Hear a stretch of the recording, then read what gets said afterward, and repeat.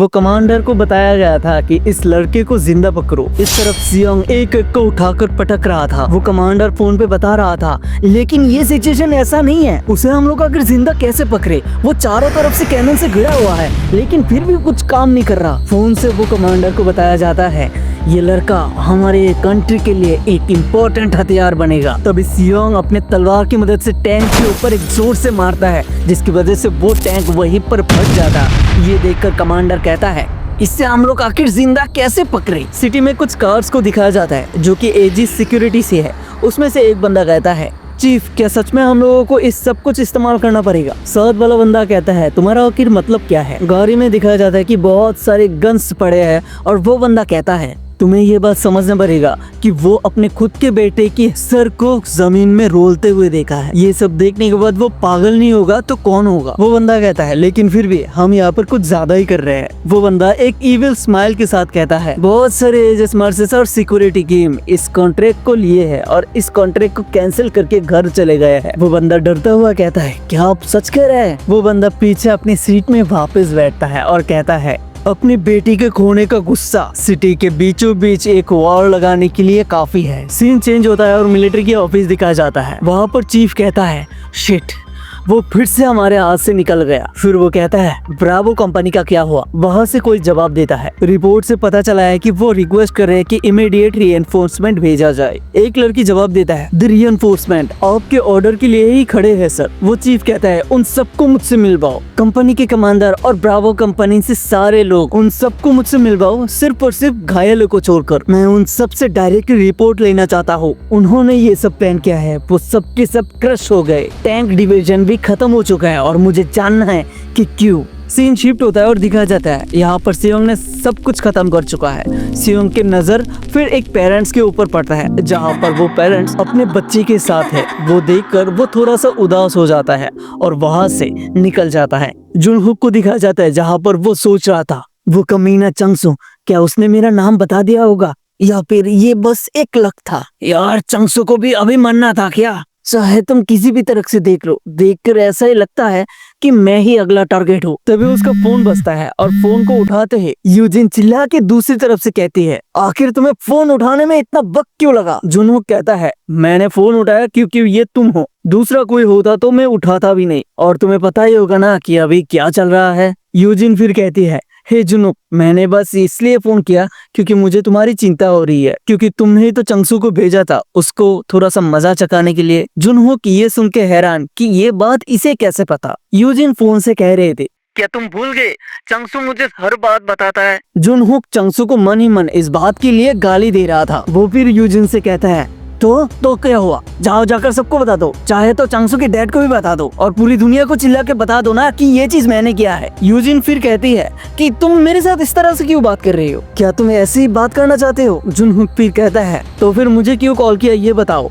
Eugene फिर एक evil look के साथ कहते हैं, उसको तुम जानते ही हो ना, अगर क्या हो कि ऐसा कोई तरीका हो जिससे हम लोग उसको ये सब करने से रोक पाए। जुनहुक कहता है, क्या तुम क्या बात कर रहे हो, क्या तुम्हें पता है उसको कैसे रोका जाए। यूजिन फिर उसको बताते हैं, तुम बहुत ही ज्यादा होपलेस हो यार, क्या तुम भूल गए उस टाइम क्या हुआ था। फिर जुनहुक को वो पुरानी बात याद आती है जब वो सब मिलकर सियोंग को घिरा हुआ था और सियोंग किसी लड़की को बचा रहा था। ये बात याद आते ही जुनहुक और यूजिन दोनों मिलकर हंसने लगते हैं, क्योंकि वो दोनों फिर से उस लड़की को पकड़ने की फिराक में थे। सीन चेंज होता है, जहाँ पर सियोंग एक जंगल में बैठा बैठा सो रहा था। फिर वो आवाज सुनता है कि बहुत सारे लोग उसको घिरा हुआ है। वो लोग ये खबर अपने सर को देते हैं कि वो जंगल में है। दूर बैठा गाड़ी में वो लड़का लैपटॉप में देखकर कहता है, तो हमने उसको पकड़ ही लिया, अब हम सबको दिखाएंगे कि एजेस सिक्योरिटी क्या कर सकता है। वो सब कुछ अपनी टीम के हाथों में दे देते हैं और वो टीम चारों तरफ से उसे घेरा हुआ था और वो सब अचानक ही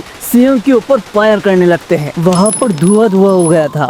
एक बंदा वहाँ पर कहता है, क्या इतना ही करना था क्या, लेकिन उन लोगों के पीछे ही सियोंग खड़ा था। फिर पीछे से वो लॉन्चर लिए हुए बंदे को एक ही बार में काट देता है। वो पीछे मुड़कर देख नहीं पा रहा था, लेकिन तभी सियोंग उस पे भी अटैक कर देता है। कार में बैठे हुए बंदे को बस चीखने की आवाज सुनाई दे रहा था और लैपटॉप में वो देख रहा था कि वो एक एक करके सबको मारे जा रहा है, जिसे देखकर वो काफी ज्यादा डर जाता है। सियोंग फिर पलक झपकाते वहां से जंप करता हुआ उस गाड़ी के पास आ जाता है। और देखते ही देखते सियोंग उन लोगों पर भी हमला कर देता है और वो दोनों उसे देखकर पूरा शॉक। बस लास्ट में दिखाया जाता है वो गाड़ी नीचे गिर रहा है। सीन शिफ्ट होता है और सीन में उस खबर को दिखाया जा रहा था कि कैसे सियोंग सब कुछ तबाह कर रहा है। इन्वेस्टिगेशन टीम को दिखाया जाता है जहाँ पर उन सबका टीम लीडर सबको कह रहा है कि कैसा चल रहा है इन्वेस्टिगेशन। वो लोग बस क्या क्या अभी तक हुआ है वो चीज फिर से टीम लीडर को बताता है। और ये पार्ट में स्किप कर रहा हूँ क्योंकि यहाँ पर वही चीजें घुमाया फिराया बताया गया है जो अभी तक सियोंग ने करा है। एक ऑफिस में एक बंदे को दिखाया जाता है जो अंदर ही सिगरेट फूंक रहा है। तभी वहां पर एक बंदा आता है जो कि आकर उसे बताता है उस लड़की का नाम है ह्यूनजिन और वो यूएस में रहती है और वो तक सियोंग की आंटी है। वो अब्रोड में स्टडी की थी और वहां पर ही किसी को पसंद करके शादी करके वहां पर सेटल हो चुकी है। हम लोगों ने हमारे वहां पर एजेंसी को कांटेक्ट कर लिया है, वो लोग उनके यहाँ जाएंगे। वो बंदा उसे कहता है उन लोगों को सब कुछ एक्सप्लेन करो और ये ध्यान रखने को बोलो कि उन लोगों से वो ज्यादा नरमी से ना पेश आए। थोड़ा सा प्रेशर क्रिएट करो ताकि वो अपने आप ही कोरिया वापस चली आई। यूएस में उस आंटी का घर दिखाया जाता है जहाँ पर उसके घर के सामने कोरियन एम्बेसी से कुछ लोग आए हुए थे। वो आंटी सोच में पड़ी है कि एम्बेसी से यहाँ पर लोग आए हैं और वो जाकर दरवाजा खोलते ही वो लोग दरवाजे को पकड़ के खींचता है, लेकिन दरवाजे की लॉक की वजह से वो खोल नहीं पाते। वो आंटी डर चुकी थी। वो कहती है आप लोग ये क्या कर रहे हो? वो बंदा कहता है प्लीज दरवाजा खोल दीजिए, हम लोग कोरियन एम्बेसी से है। वो आंटी कहती है हमने सुना है तुमने क्या कहा, लेकिन आप लोग यहाँ पर आई क्यों है? दरवाजे के बाहर से वो बंदा कहता है कुछ माइंड तो नहीं करेंगे अगर हम लोग अंदर बात करें? सो दरवाजे को अभी खोलिए। वो आंटी डरती हुई कहती है क्यों मैं अपना दरवाजा ओपन करूं? वो बंदा कहता है हमें आपसे आपके नेफ्यू के बारे में बात कर रहा है। नेफ्यू मतलब यहाँ पर वो तक सियोंग को बताया जा रहा है। वो बंदा फिर कहता है तक सियोंग आपका नेफ्यू है ना? आंटी फिर कहती है हाँ वो मेरे नेफ्यू है, लेकिन क्या कुछ उसके साथ हुआ है? वो बंदा कहता है सियोंग अभी बहुत ही ज्यादा मुसीबत में है, अगर आप दरवाजा खोलेंगे तो मैं सब कुछ आपको बताऊंगा। ये बात सुनते ही आंटी फिर दौड़ते हुए जल्दी से दरवाजा खोलती है और खोलती ही देखते हैं बहुत सारे ऑफिसर्स उनके ऊपर बंदूक ताने खड़े हैं और वहाँ पर से एक चीफ ऑफिसर उसकी तरफ बढ़ रहा है। सीन शिफ्ट होता है, यहाँ पर सुहून को दिखाया जाता है और पीछे से सुहू उसे कहता है हे सुहू, नाम इहुन का कॉल है। सुहून इहुन से कहता है हाँ बताओ क्यों कॉल किया? इहुन बड़ी ही अजीब तरीके से उसे कहता है तुम ठीक हो ना, तुम्हें कोई चोट तो नहीं लगी? सुहून उसे कहता है तुम अपनी फिक्र करो और विदाउट एनी रीजन मुझे दोबारा कॉल मत करना। इहुन उस तरफ से कहता है मैं तो बिल्कुल ठीक हूँ क्योंकि मेरे घर पूरा पुलिस प्रोटेक्शन से घिरा हुआ है। मैं ठीक हूँ तो तुम भी ठीक हो है ना? चिढ़ता हुआ सुहून उसे कहता है हे नाम इहुन, क्या मैं तुम्हारे जैसा लगता हूँ एक बकवास डैड के साथ? इहुन उस तरफ से जवाब देता है हाँ मुझे तो ऐसा ही लगा। आई गेस तुम्हारे यहाँ पर सिंजिन सिक्योरिटी से बहुत सारे लोग होंगे क्यों है ना, और तुम्हारे यहाँ पर बहुत सारी प्रोटेक्शन भी होंगे। उस तरफ से सुहून कहता है बिल्कुल यही, ताक्सियोन जब भी यहाँ पर आएगा 1 सेकंड में वो खत्म हो जाएगा। इहुन उस तरफ से जवाब देता है देन तुम शायद घर में ही सेफ रहोगे। सुहून कहता है नहीं। उसका नाम सुनकर इहुन उसे कहता है तो तुम घर पे नहीं हो? उस तरफ से सुहून जवाब देता है मैं योंगसंग में हूँ। इहुन कहता है क्या योंगसंग? सिहुन उसे जवाब देता है हाँ, कल रात को मेरे डैड ने मिनिमम सिक्योरिटी के साथ यहाँ पर मुझे भेज दिया था और यहाँ पर मैं योंगसंग के यूएस बेस में हूँ और मेरे साथ सुहू भी है। उस तरफ से इहुन जवाब देता है क्या यूएस आर्मी बेस? ऊपर से दिखाया जाता है कि अभी सिहुन आर्मी बेस में है। सुहून उसे कहता है तो तुम समझ ही गए होंगे वो मेरा बाल भी बाका नहीं कर सकता, वो मेरे घर पे जाकर बस टाइम वेस्ट करेगा। इहुन जवाब देता है हाँ तुम बिल्कुल सही कर रहे हो सकता है यूएस आर्मी बेस तुम्हारे लिए सेफ होगा। सुहून ये सुनता है और कहता है क्या हो सकता है?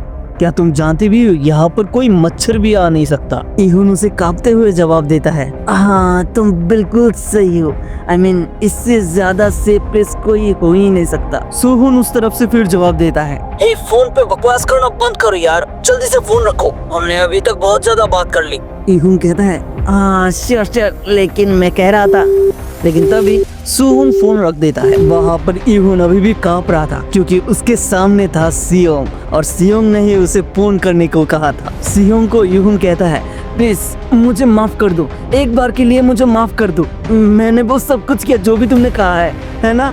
तुमने भी सुना ना सुहून ने कहा है वो यूएस आर्मी बेस में है। आई मीन वो ऐसा कर सकता है क्योंकि उसका लेवल बहुत ही ज्यादा ऊपर है और ऐसे आदमी के सामने मैं क्यों नहीं कर सकता हूँ बताओ?